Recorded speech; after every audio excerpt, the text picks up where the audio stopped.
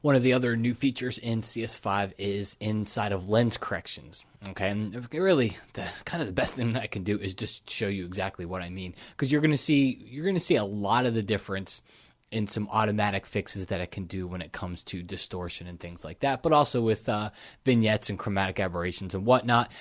Basically, the Photoshop will now read your EXIF data on the image file. Okay, and it's going to look at the lens that was used, and generally there's going to be some type of a profile that it will automatically apply to fix things based on that lens. But again, let me show you kind of in practice here where it can be used. So we're going to go to View Rulers, and I'm going to just kind of zoom in on this photo here. So go ahead and open up the photo for the lesson. I'm going to zoom in on the photo and then just drag a guide down toward the top of the building here. And what I want to do is that guide is perfectly horizontal. And I want to show you what starts to happen here, because you'll see the guide touches the building at the top. Okay. But as you start to go over toward the side, it's not touching. And if I go over toward the other side, it's not touching there as well. So that is not the architectural design of this building. This is some distortion that's going on because of the lens that was used. So we're going to come up here to the filter menu. I'm going to come down to lens correction, which, by the way, it used to be under the distort menu. Lens correction is not new. It's been there for a while. It's just when we come inside of here, you're going to see that there's kind of a different area called auto correction, which is new.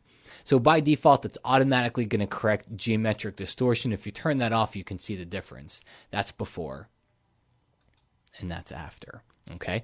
The grid is also off by default, but you can turn it on, and you can change the grid size if you wanted to kind of get in here and see. And it'll kind of help you align things, and you can see where you are straight or where you're not straight, even if you have to go in there and start to do some custom tweaking and not.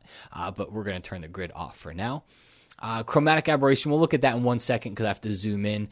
But vignettes, it will also attempt to remove vignetting. All right, so turn that on and turn it off. While we're at it, if you look down in the bottom left-hand corner, you'll see it tells me, camera model, Nikon D700 lens. So it's read all the data from this photo, and it knows what camera and what lens that I used. All right, and then it's got a profile over here for that lens and for that camera. All right, so let's take a look at chromatic aberration. Got to kind of zoom in on this one for you to really get a feel for what it's doing. But chromatic aberration, it's little fringes that will appear between high contrasty areas, like a dark area going into a light area. So we can remove these things inside of Camera Raw and whatnot. But if you haven't, you can also do it automatically here inside of the lens correction filter. When I turn it on, you'll see it kind of changes. Here's one down here. You'll see a little bit of redness down here. You still see a little bit, but there's a little bit of a green fringe over here. So let's turn it off and then back on. All right, so you should see a little bit of a change. And what Photoshop's trying to do here is just neutralize that little color fringe, okay? And then, of course, we have vignette as well. All right, so let's back out here.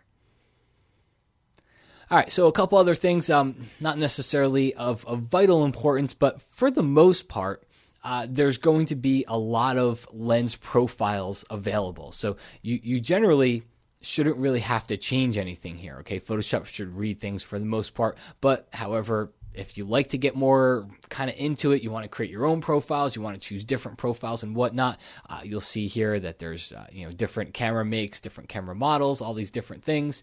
If you click on this little pop-out list, you can see Browse Adobe Lens Profile Creator online. And what that's going to do is take you to a website where you can actually download a profile creator, and you can create your own lens and camera profiles and things like that. Okay. But for the most part, at least the way I think most people are going to be using this is just to kind of try to take the automatic settings that it does, because it actually does a pretty good job with it. So we click OK here, and you can see it's done some adjustments to the photo. But if I were to zoom in here and I'll take this guide and move it, you'll see now it doesn't necessarily have that distortion. The edges don't kind of curl down as they did before. All right, so that's the new lens correction filter. One more time, if I come inside of here, because what I didn't show you, that's the auto correction. The custom area inside this is virtually unchanged. Okay, the custom area is what's existed inside of the lens correction filter for quite some time. That's not any different. The only changes here are going to be in that auto correction tab.